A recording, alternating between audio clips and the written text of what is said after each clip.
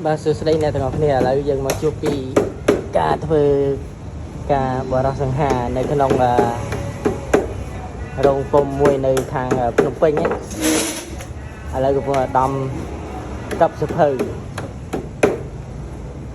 មើលមុខគាត់ក៏ដឹងតែសង្ហានេះងាកមកខ្លាច់មើល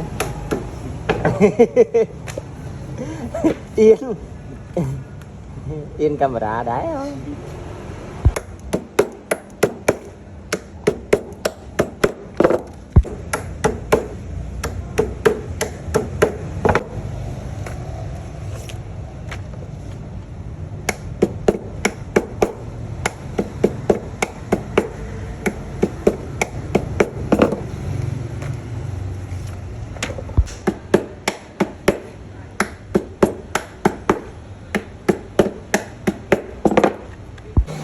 បាទមិញ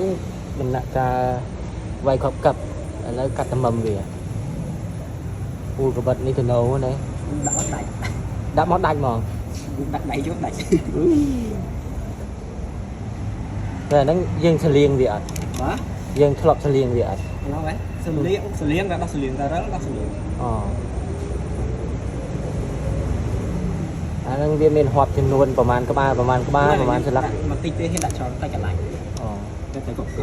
ហើយអាឆ្លៀងហ្នឹងប្រហែលយូររយៈពេលប្រហែលដល់ឆ្លៀងហើយក៏ប្រហែលក្បាលសភៅអញ្ចឹងទៅវ៉ាន់ឆ្លៀងអញ្ចឹងហី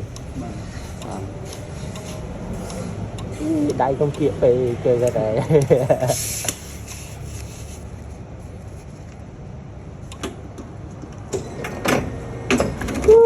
ក្រឹប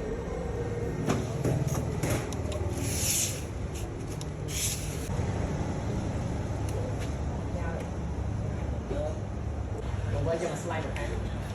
យកមានអូយកខាងហើយស្លាយខាង